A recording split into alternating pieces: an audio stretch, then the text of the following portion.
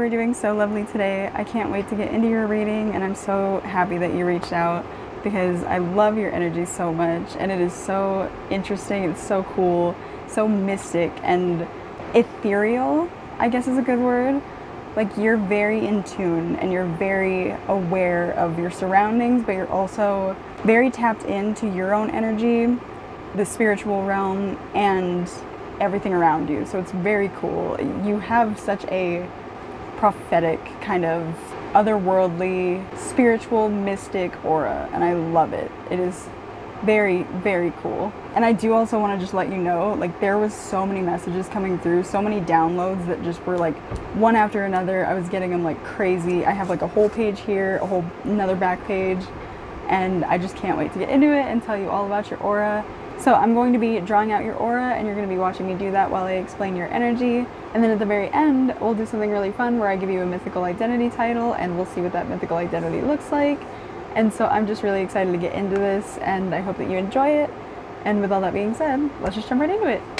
Alrighty, so starting with the base colors of your aura, I was seeing navy blue, indigo, maroon, and neon gray and neon purple. I thought neon gray was really interesting because you would think, like, how does that work? Because you think of gray to be like a dull color, but I feel like this neon essence is like almost a futuristic and very forward-thinking kind of vibe.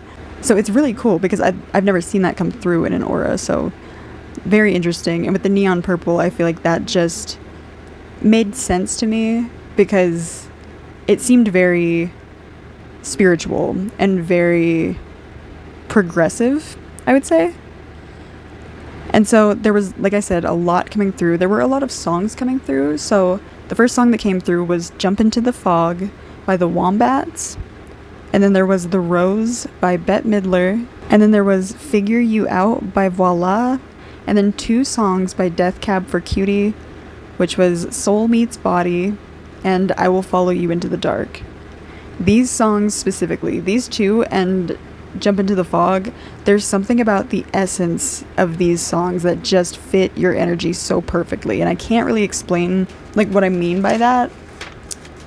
The best way that I can describe it, and I don't want you to like think of this as a bad thing, but I thought of a horror movie, which if you've seen it, it was Insidious, and I kept being reminded, or I kept envisioning how they portrayed purgatory, and I kept seeing a lantern and like the hermit card, and I was like being brought back to a scene where they were like trying to find a loved one in purgatory who was like stuck there. I feel like this might be something that you get stuck on, even like when you're meditating or in dreams. Like, there's this feeling that you need to save somebody.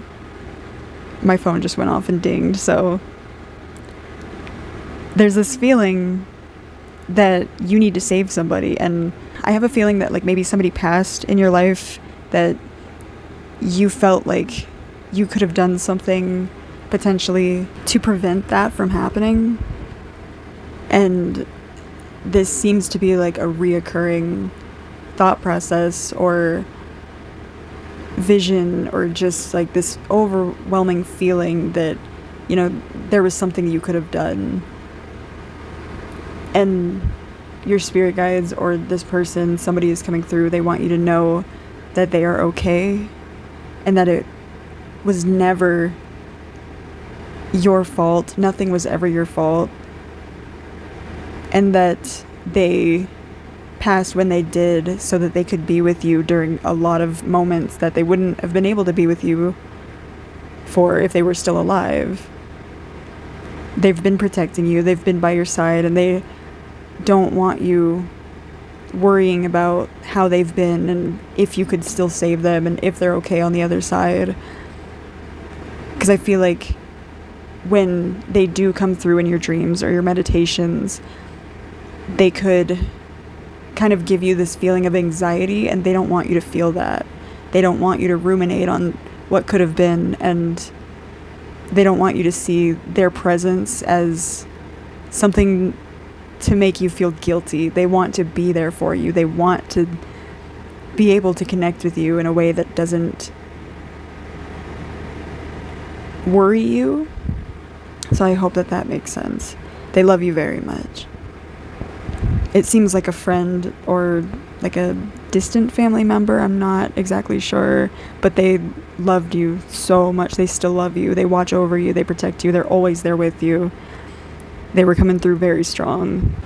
And then I want to jump to a few names that were coming through. Actually, a lot of names were coming through.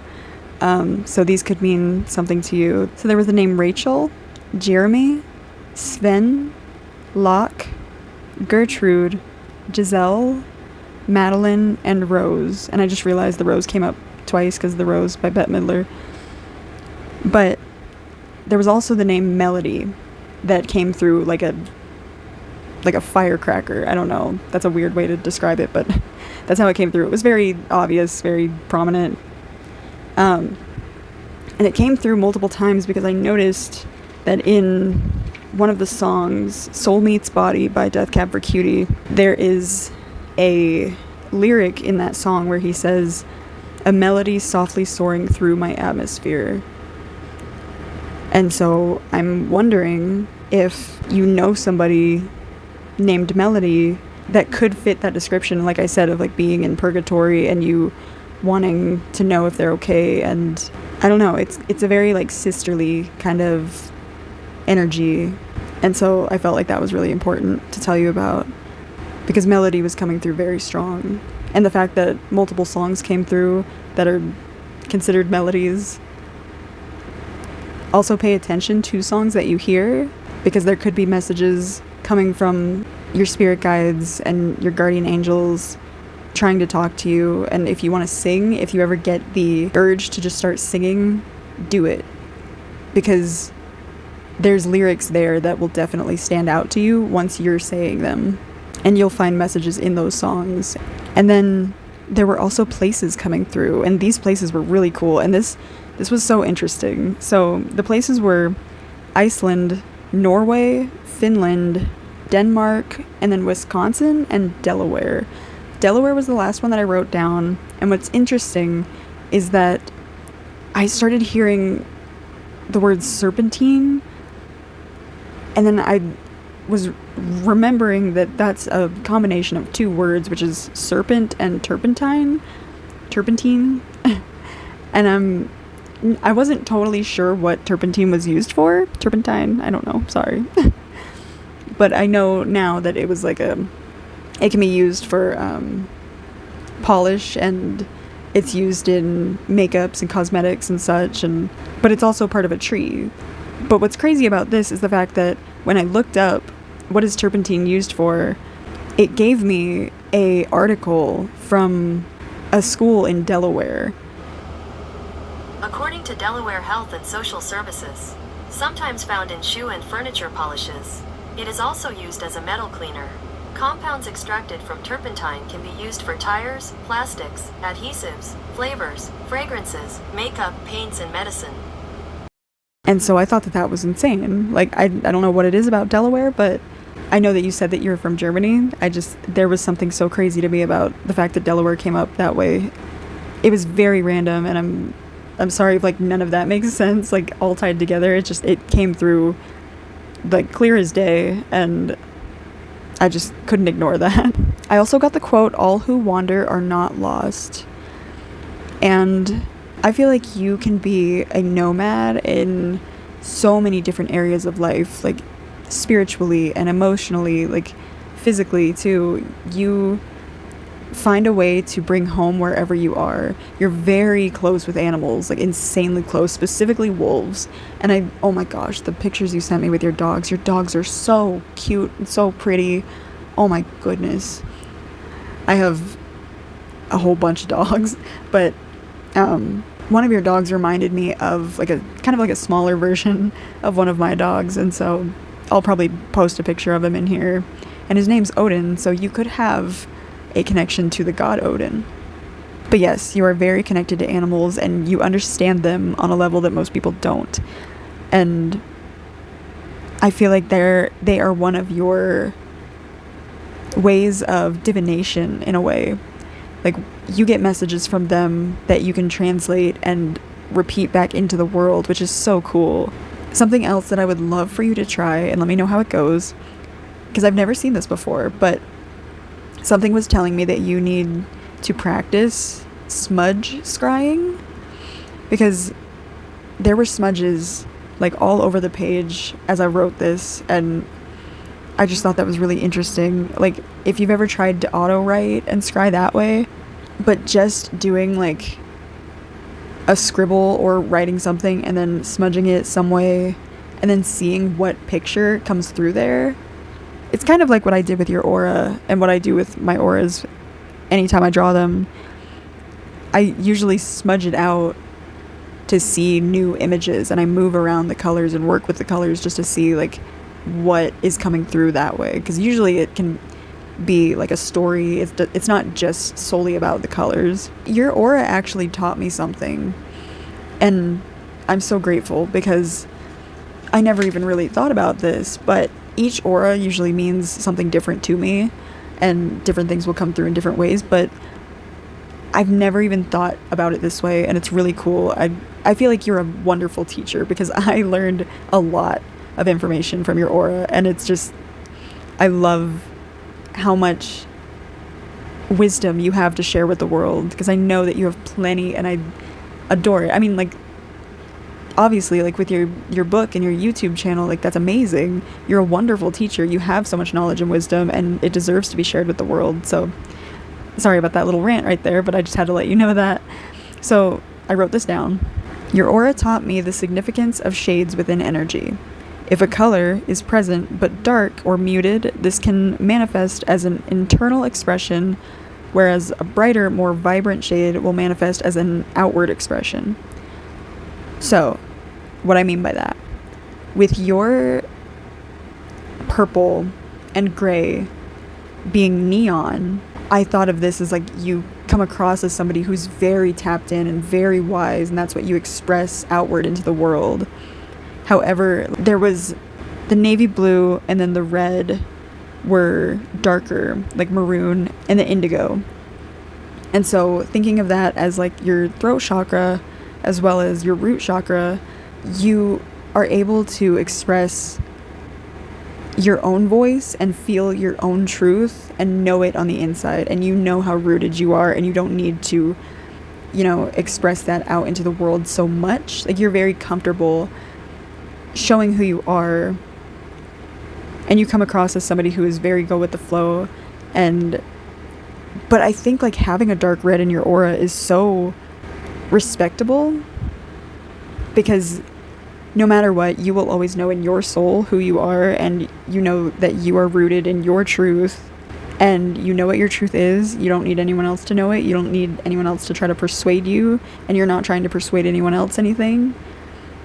You just are very confident in who you are. You're very humble about it, and you're very open to hearing other perspectives, but you're not trying to force yours onto others, and that's very, very inspiring. You always listen before you speak, and you think the world would be a better place if other people would do that as well. Unfortunately, that's not always the case, but what are you gonna do? But even when that's not the case, like, you just go about your day and live your life being beautiful and doing beautiful things. And I think that's amazing. So now, with all that being said, we are going to move on to the next portion where we get your mythical identity title. And I'm very excited for this. I think that this is going to be so cool, knowing what I do know about your aura. So I'm going to be spinning 2 wheels. The first one I'm going to spin once, and the second one I'm going to spin twice to get your mythical identity, which is going to be in the format of blank and blank.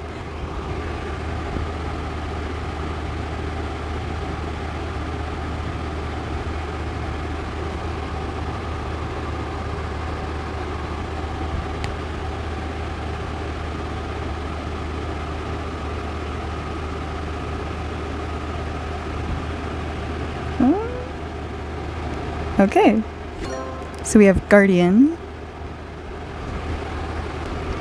of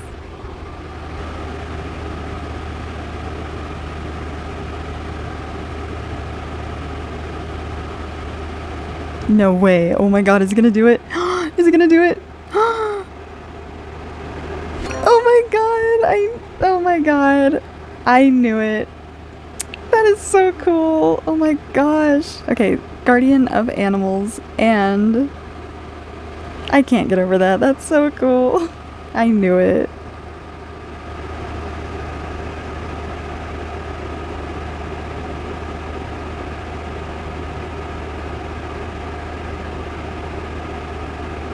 Oh? Ooh, okay. Guardian of Animals and Vision. I love that. Freaking love that. So now we're going to take that mythical identity and I'm going to put that into an AI image generator and we're going to see what that mythical identity might look like in the real world. Can't wait to see how it turns out.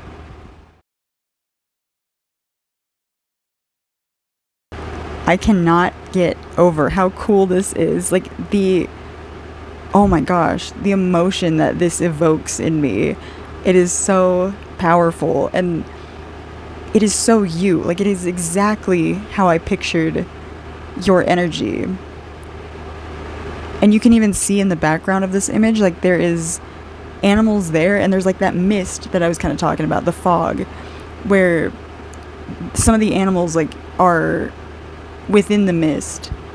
And I feel like you are able to receive downloads because they're coming to you in the form of animals here in this realm with messages from the other realm.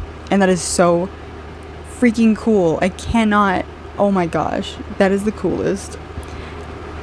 So with all that being said, I really hope that you enjoyed this, Mandy, and thank you again so much for reaching out. It was so much fun reading your energy. I love it so much, and I really hope that you liked it. I can't wait to hear your thoughts on this, and I'll go ahead and share this like you said I could do. Thank you for that permission. I really do appreciate that, and I hope to hear from you soon, and I just can't wait to hear your thoughts on it. And I hope that you have a new year as beautiful as you and never stop shining, and I'll talk to you soon.